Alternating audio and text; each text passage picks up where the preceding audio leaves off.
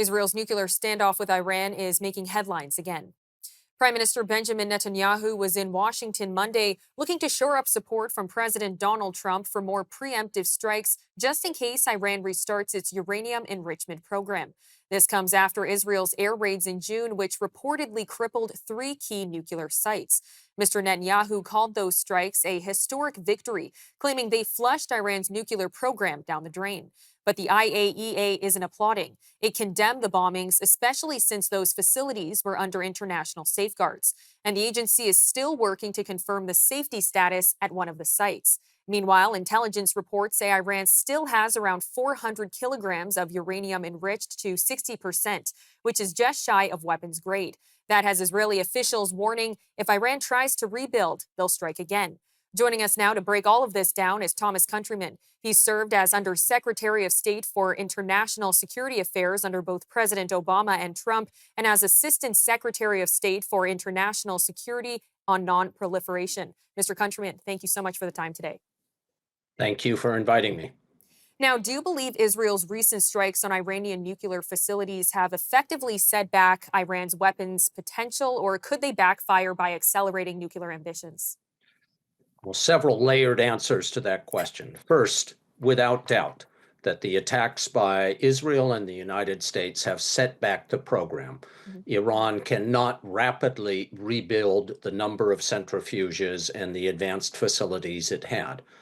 But if the question is instead, has it eliminated, or as Mr. Trump likes to say, obliterated Iran's nuclear capabilities, the answer is no.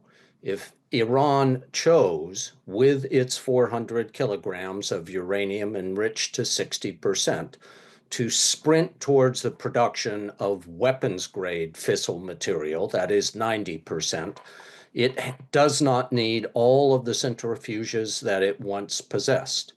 And it is unlikely that all centrifuges that Iran possesses have been destroyed. So there remains the possibility that if Iran chose to do so, and I hope it does not, it would be foolish, it could sprint towards the accumulation of material sufficient to make a bomb. There's still a broader question, which is, have these attacks changed the Iranian attitude towards nuclear weapons? Iran was not weaponizing this material into bombs at the time that the attack occurred. Rather than deter Iran from proceeding towards that end, I think it's more likely that Iran will instead redouble its efforts. It will do so in a way that is both more secretive and more dangerous. That is, since Iran has said it intends to cease cooperation with the International Atomic Energy Agency and its inspection teams, we will know even less about Iran's true nuclear capabilities. And I have to point out that none of this would have been necessary if President Trump in his first term had not chosen to violate the Iranian nuclear deal, the JCPOA.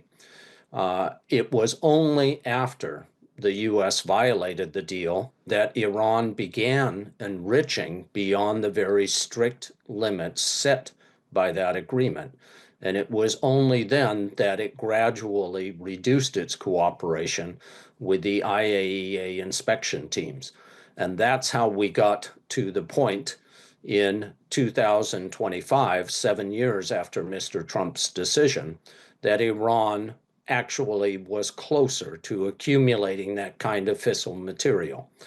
The war activities of Israel and the United States have not done as well as the diplomatic activity in constraining Iran's nuclear program. So you don't think Israel and the U.S. hitting Iran's nuclear facilities was necessary? You think that it's actually made the situation worse, or it could potentially make the situation worse?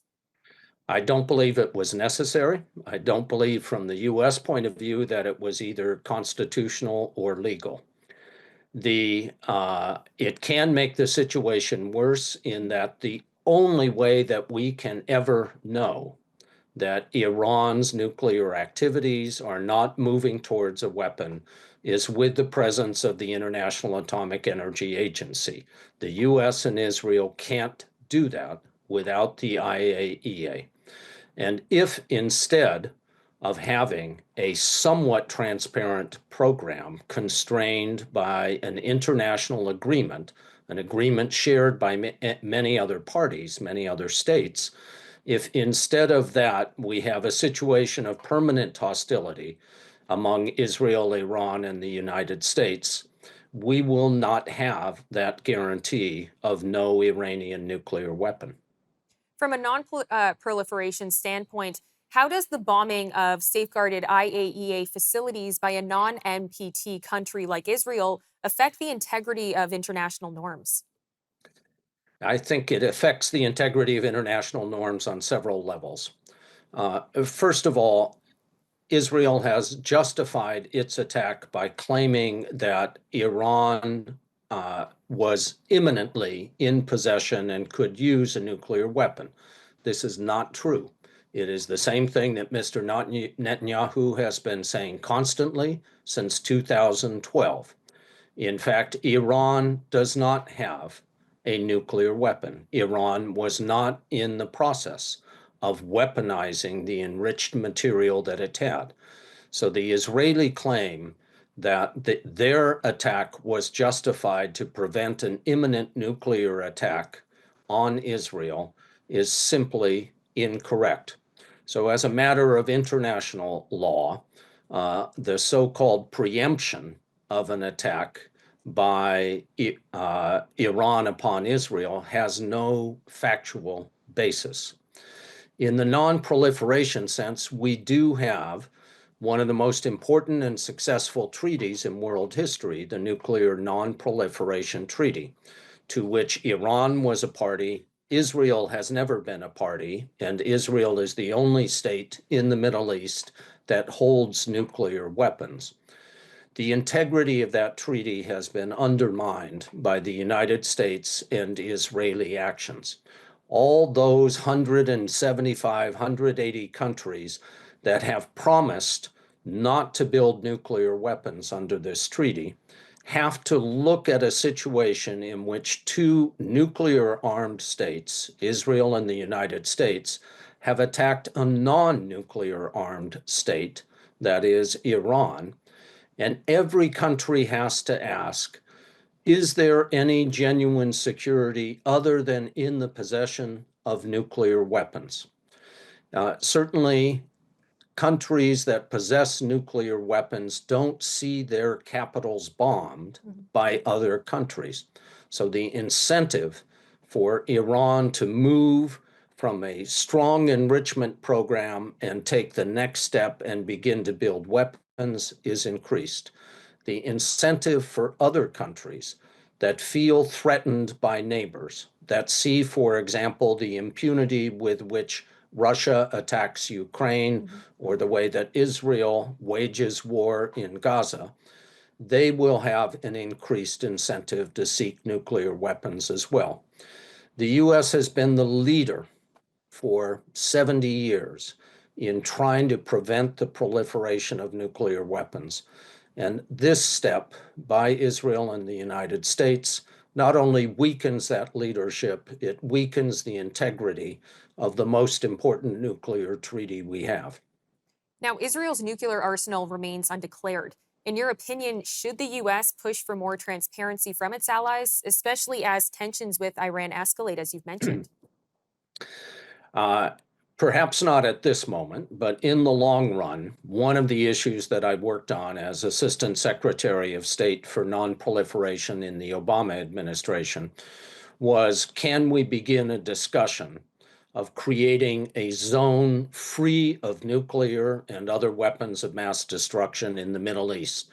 Most regions in the world have established such a zone, by which the parties, the states in the region, agree that none of them will possess nuclear or other weapons of mass destruction. That should remain a U.S. goal. and it should remain an effort of the United States to persuade Israel to engage with its neighbors on that topic. At this particular moment, it is not a very promising environment in which to push that idea. Well, Mr. Countryman, thank you so much for the time today. Thank you for your time.